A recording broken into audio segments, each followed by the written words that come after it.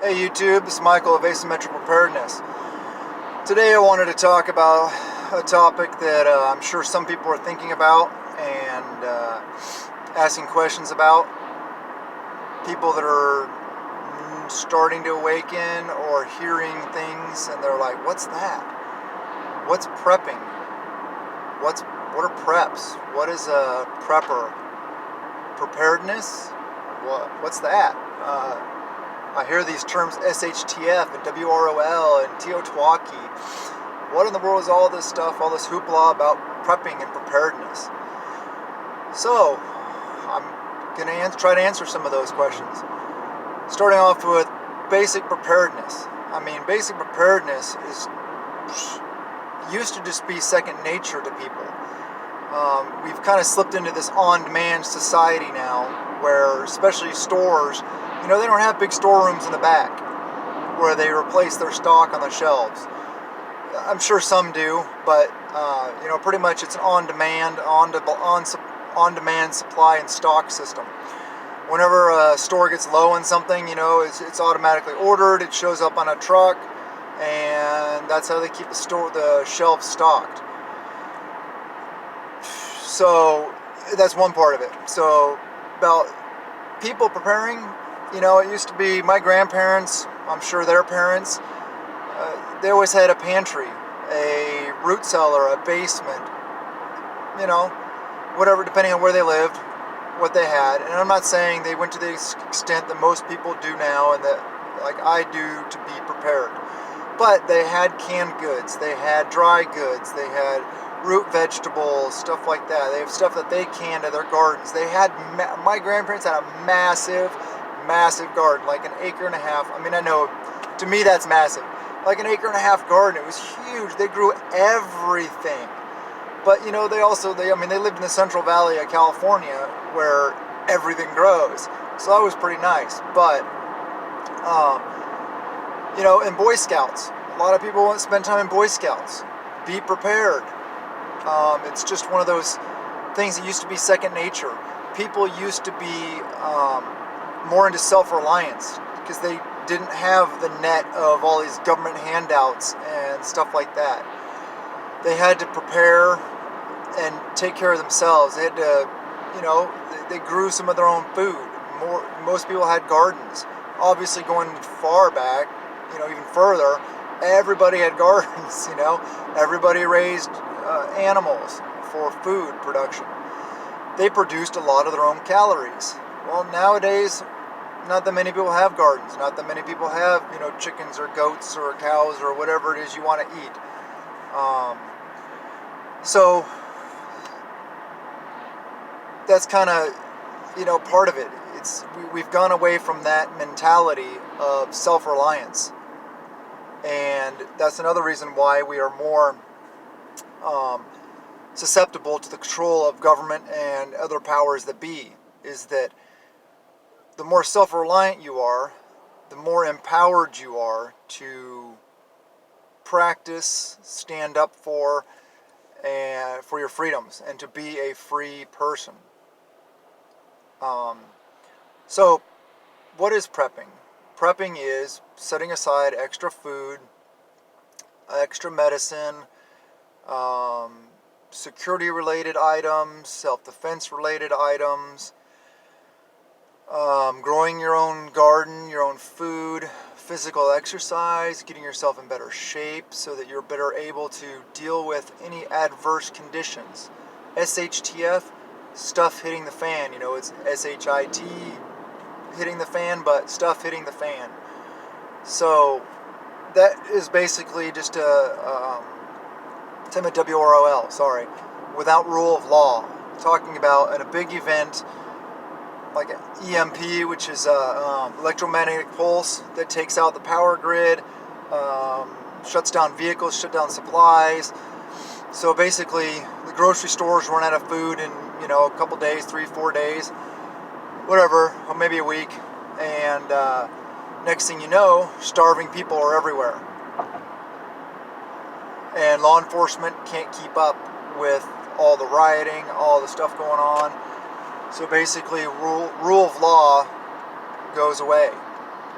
The government and the powers that be, the police, the state governments, county governments, all stuff like that, cannot control the people anymore. They cannot enforce the laws because there's just too much lawlessness. There's just too many people freaking out and getting out there and doing things. It also could be SHTF, could be as an earthquake, a tornado, a hurricane, anything, a volcano going off. Lots of, depending on where you live, what your scenario is, what kind of weather systems and what events happen in your area.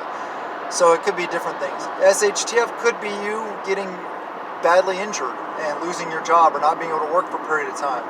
Well, if you have basic preparedness, then you don't have to worry about these things. Kind of like an emergency fund of cash.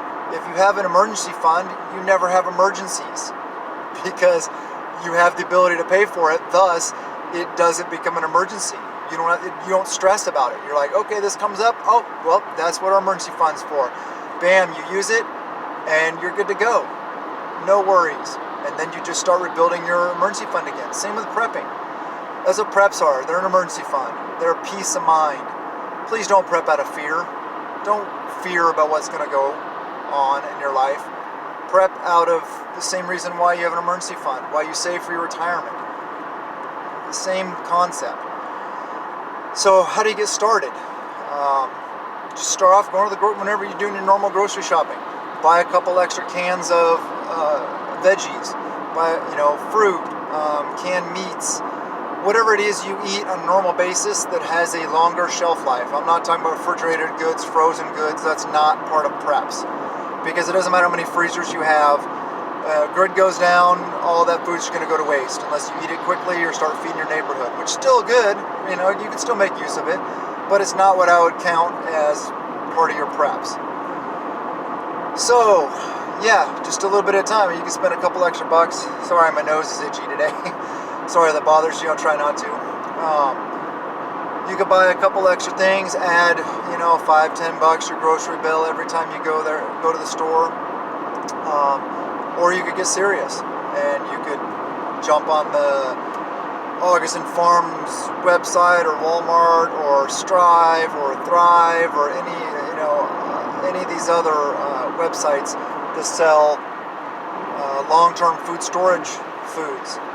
And you could order literally a year's supply of food for a person right there. Bam! That's a couple $1,000 though. There's a way cheaper way of doing it.